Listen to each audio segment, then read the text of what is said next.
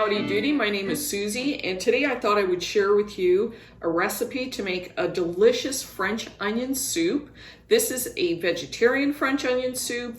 It's a deconstructed French onion soup because I don't have the soup bowls that actually go in the oven, so the oven-proof soup bowls. So I'm going to show you how you can make it without the oven-proof soup bowls, and of course I'm just using a regular soup bowl. And for this recipe, you're going to need, of course, onions, and I'm using 4 fairly large onions. They fit my hand. We're going to need 2 bay leaves, a pat of butter, 3 dates, 1 tablespoon of flour. We're going to need a little bit of cooking oil, 3 cloves of garlic. We're going to need a vegetable stock cube, a little bit of salt, a little bit of fresh pepper.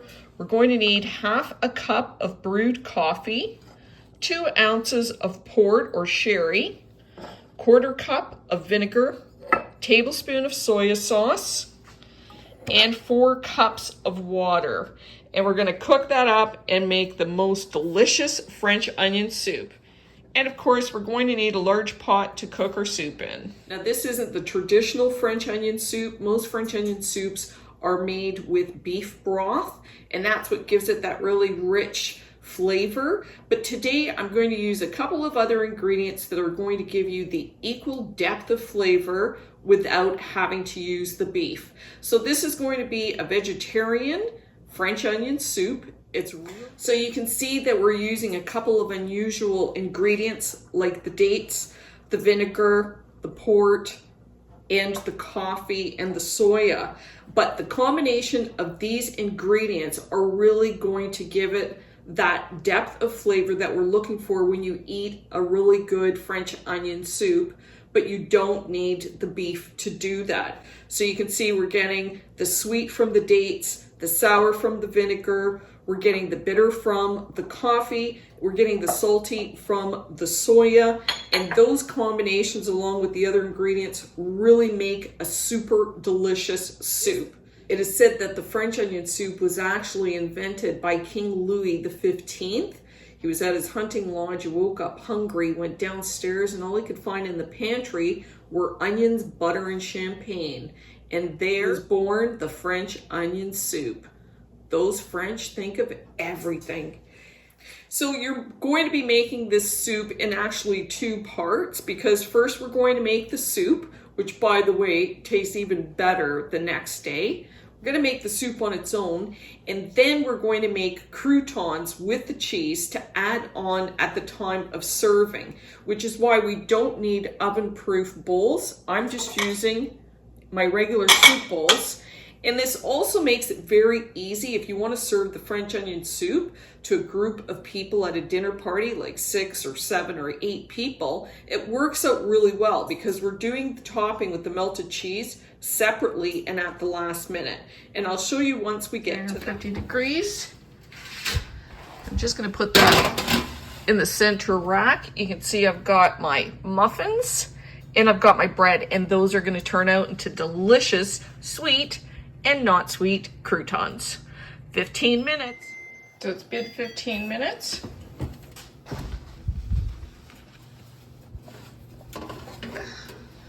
Oh yeah.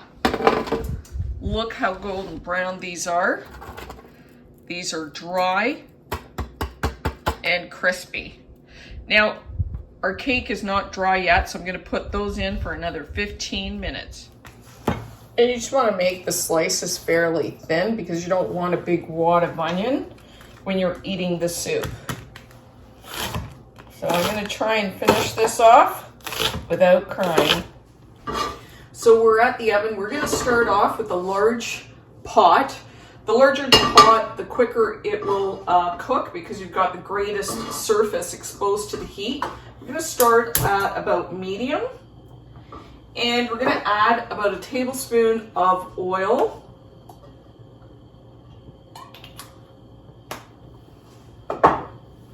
And then we're going to add our pat of butter.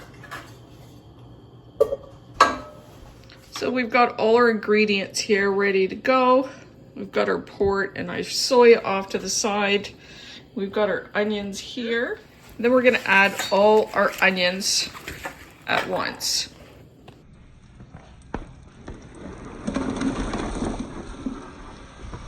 Stove on medium to high. And we're now gonna cook this for about 15 minutes until the onions turn golden brown. And in the meantime, we're gonna take our 3 dates. These are pitted dates. I'm just gonna open them up. I'm gonna take a bit of that water. I'm just gonna soak the dates while I'm cooking the onions, just so that they will eventually disintegrate right into our soup. So it's been 12 minutes and you can see your onions will start, your pot will start to get this caramelized sugars on the bottom of your pot. Just keep stirring those onions around. We've got 10 seconds left on the clock, but I just wanted you to see, this is what I mean by, they're just golden. They're soft, they're translucent, and we've got that nice caramelization on got it on medium. Now we're going to add our 2 bay leaves. We're going to add half a teaspoon of salt and pepper. Half a teaspoon of salt and half a teaspoon of pepper. I like the freshly ground pepper. Added our garlic. And you only want to cook this until you can smell the garlic. Maybe just a minute. You don't want to overdo it because the garlic tends to get bitter if you overcook it. Add our cube. And we're just going to break that up. And it's just going to melt. I'm going to just turn my heat a little bit lower. And now we're just going to add our tablespoon of flour. And we're just going to cook it out. Maybe just 30 seconds. And this little bit of flour is going to really give the soup just a little bit of body. And now I'm going to add my dates that I've been soaking in that water. And these will give it a really nice caramelized sweetness, and they will disintegrate. Then we're going to add 1 tablespoon of soy sauce. So now we're going to add a 1/4 cup of our apple cider vinegar, and I've turned my burner down to just a little bit below medium. And now we're going to add half a cup of brewed coffee. Now we're going to add our 4 cups of water. Now, if you wanted to substitute the water for vegetable broth, you certainly could, but then you would just omit my cube of concentrated vegetable stock. Now we've got all the ingredients mixed into our soup, except the port, and we're going to save that for the end. Over medium with the lid on for 15 minutes, and then we're going to cook it for 15 minutes with the lid off. Let me set the timer. So it's been 15 minutes with the lid on. We're just going to remove that lid. Just give it a stir. And now we're going to cook that for another 15 minutes. We're just going to let it simmer on medium for 15 more. So it's been 15 minutes. And this isn't an exact science, 10 minutes, 20 minutes, 15 minutes. But I just wanted to show you that at 15 minutes, the color has darkened. And because it's picked up all those bits from the bottom of the pan.